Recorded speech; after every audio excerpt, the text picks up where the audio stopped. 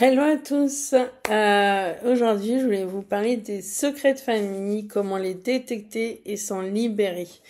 Donc, cette semaine, j'ai décidé de faire une série de vidéos sur plusieurs thèmes. Et donc, celle-là, c'est sur les secrets. Donc, souvent, on me questionne sur comment est-ce possible que je découvre des secrets sur des personnes que je ne connais pas, comment travailler avec des personnes que je ne connais pas. Et ben c'est tout à fait possible. Par exemple, même moi, des fois, il y a des personnes qu'on pense connaître, mais qu'en fait, on ne connaît pas. Par exemple, dans ma propre expérience, mon père, je pensais le connaître, donc il est mort quand j'avais 18 ans. Donc, il habitait pas très loin de chez moi, donc je le voyais régulièrement. Bon, des fois, des années moins, des années plus. Donc, mes parents, ils habitaient pas ensemble, mais je pensais le connaître. Je me dis, mais depuis ma naissance jusqu'à ce qu'il parte, je connais cet homme, c'est mon père, il est comme ci, comme ça, etc. J'étais en capacité je me disais, mais je le connais. Et en fait, déjà quand il est parti, j'ai découvert plein de lettres, etc., qui étaient chez lui, où j'ai appris des choses sur sa relation avec sa sœur. Donc il parlait plus avec sa sœur, ses parents étaient décédés, mais quand ils sont décédés, il leur parlait plus, c'était compliqué. On m'avait dit qu'il avait une maladie où il inventait des histoires donc il avait de la dépression, de la mélancolie et un peu de mythomanie. Donc ça lui arrivait de raconter des histoires où on savait pas ce qui était vrai et ce qui était faux. Et, euh, et donc du coup j'ai découvert des lettres qui m'ont déjà confirmé des choses qu'il me disait où je me suis questionnée sur sa relation, donc justement dans sa propre famille. Et quand moi j'ai eu ma fille, j'ai eu envie d'en savoir plus. Donc j'ai demandé je suis partie de mon acte, donc pour faire un arbre généalogique, on part de son acte et on remonte l'acte de nos parents, même si on se connaît et qu'on connaît nos parents, en fait on découvre des choses sur les actes. Et par exemple, moi j'ai découvert qu'à la fin de sa vie, au moment où j'avais l'impression de mieux le connaître, en fait, il a été marié avec une femme pendant plusieurs années, que j'ai jamais vue, que je connais pas. Donc, parce que moi, des fois, ça m'arrivait des fois de le voir dans un bar ou dehors ou d'aller se promener en activité. Et j'allais pas forcément chez lui. Et en fait, pour moi, je suis tombée de haut et j'ai appris encore plein d'autres choses. Donc déjà, en fait, des fois, de partir d'un acte, ça permet d'avoir des informations. Par exemple, même moi, dans mon histoire, je pensais que mes parents, ils avaient vécu ensemble de ma naissance jusqu'à mes 7 ans. Et en fait, j'ai découvert qu'à ma naissance, ils avaient deux adresses différentes, et bien deux logements différents, qu'ils étaient en couple, mais qui n'habitaient pas ensemble. Donc, des fois, on peut découvrir des choses via des actes. Des actes. Donc, c'est pour ça que même si on pense connaître les personnes, quand on fait ce travail-là, des fois, c'est intéressant d'aller demander les actes même des personnes qu'on connaît et de remonter. Ça permet aussi que ça soit plus facile pour remonter sur les générations au-dessus. Donc, dans une autre vidéo, j'ai pu parler, quand je parlais des noms, de quelqu'un qui voulait travailler sur lui et qu'il avait des doutes sur son père, est-ce que c'était vraiment son père ou pas. Et sur son acte de naissance, en fait, il est né, sa mère habitait rue de l'Amant. Donc ça donne aussi d'autres indices. Et ça permet d'ouvrir le dialogue. Des fois, quand on fait un travail là-dessus, ça permet d'ouvrir le dialogue et de découvrir des choses. Et donc du coup, il y a aussi plein d'autres techniques, donc passer par l'écriture et le dessin pour aller chercher des informations dans l'inconscient, parce que tout ce qu'on nous transmet,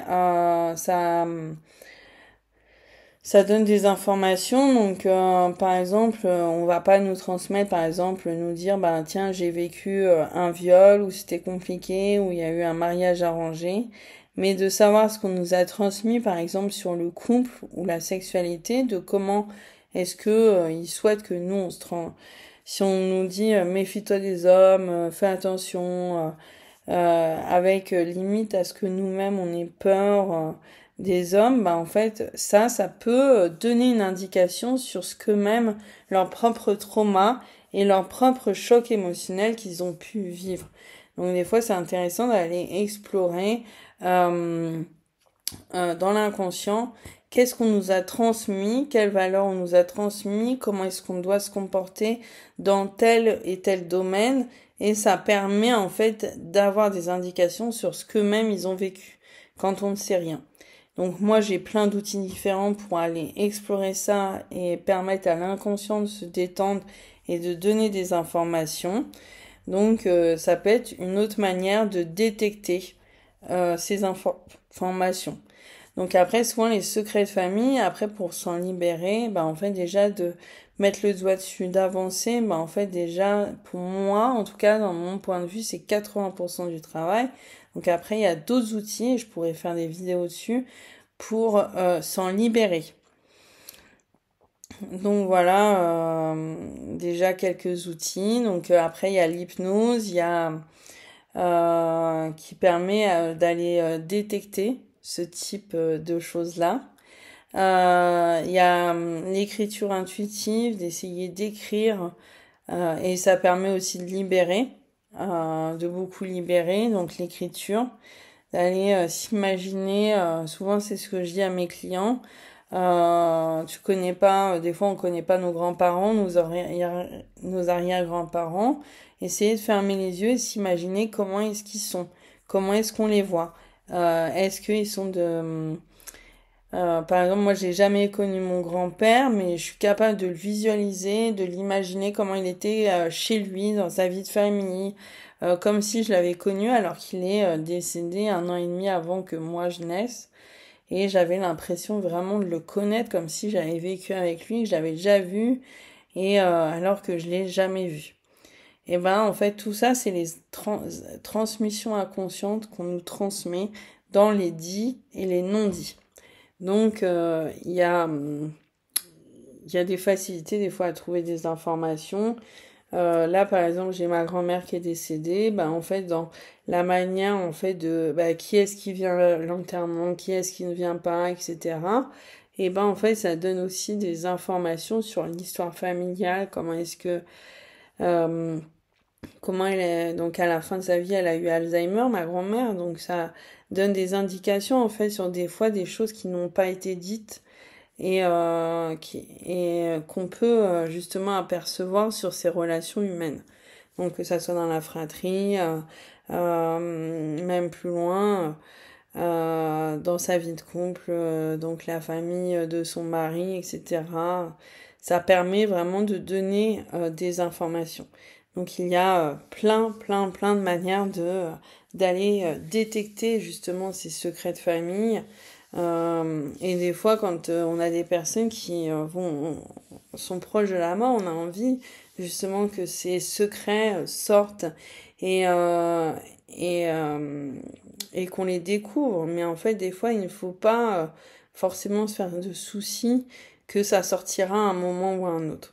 Et se mettre la pression, il faut absolument que je parle comme là, moi, avec ma grand-mère, il faut absolument que je parle que pour avoir ces secrets-là. Mais des fois, ça sort après. Donc, dans les papiers, comme moi, mon père, j'ai découvert beaucoup de choses dans des papiers chez lui. Même en faisant mon arbre, j'ai eu l'impression de découvrir un nouvel homme et maintenant de mieux le connaître de qui il est. Donc des fois, c'est pas parce que quelqu'un on ne l'a jamais connu qu'on ne peut pas le découvrir et le connaître d'un autre angle. Voilà.